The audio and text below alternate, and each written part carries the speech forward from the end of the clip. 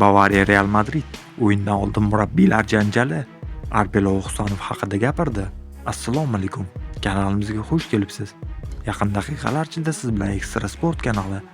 Videolarimizga like bosib, bizni qo'llab-quvvatlayotgan barchaga rahmat. Aynan sizni qo'llab-quvvatlashlaringiz tufayli biz ishlashda davom etamiz. Demak, bugungi dasturimizni boshladim. Omadingni sinab ko'rishga tayyormisan? Unda Luki Pari bilan boshlagan. Ro'yxatdan o'tish juda oson. Bir necha soniyada hisobni och. Maxsus imkoniyatni qo'ldan boy berma. Promokod LP7 ni kiriting va 100% bonus va $500 sovg'aga ega bo'ling.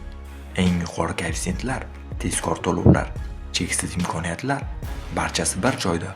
Hoziroq qo'shiling va yutishni boshlang. Luki Pari, omadingizni sinab ko'ring. Bugun Yevropa Chempionlar Ligasi chorak finali javob uchrashuvlari bo'lib o'tadi.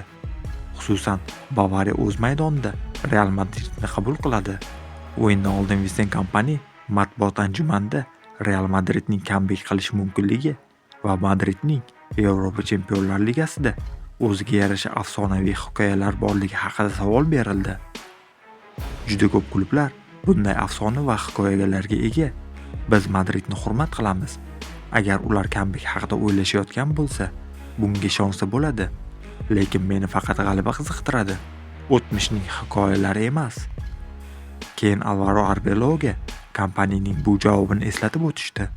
Kompaniya har bir jamoaning o'ziga yarasha afsona va hikoyalarga ega deb aytgan bo'lsa, Yevropaning nechta jamoasida bizda 15 ta Yevropa Chempionlar Ligasi kubogi bor deb baralla ayta olishimni bilmayman. Shuningdek, ular o'yindan oldin katta ketishmasin.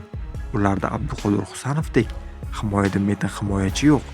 Demak, biz comeback qila olamiz, dedi Alvaro Arbeloa. Murabbiylar boshladi, bu yoqni futbolchilar davom ettirishadi. Avvalroq Angliya futbolining yorqin yulduzlaridan Gary Neville Manchester Cityning o'zbekistonlik legioneri Abduqodir Husanov haqida iliq fikr bildirgan edi. Bir necha oy avval Abduqodir Husanov yuqori sport formasiga chiqishda qiynalayotgan edi. Hozir esa u to'satdan Ronald Koemanga aylanib qoldi, dedi Gary Neville. Qadrli do'stlar, siz nima deb o'ylaysiz bugungi bahsda? Real comeback qila oladimi yoki Bavariya yarim finalga chiqadimi? Albatta taxminlaringizni izohlarda yozib qoldiring. Videoga like bosib ketishni unutmang. Kelasi dasturlarda ko'rishguncha xayr, salomat bo'ling.